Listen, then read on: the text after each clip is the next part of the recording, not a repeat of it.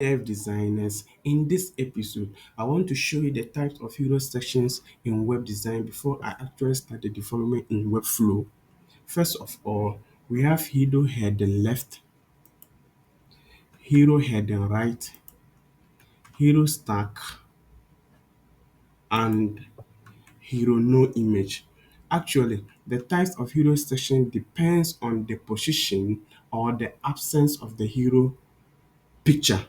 If you look at my portfolio design, for instance, you can see that I actually choose the hero heading right.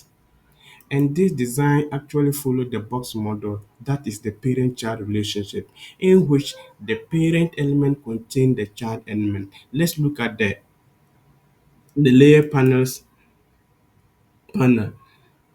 The hero heading left contain the container. The container has two columns.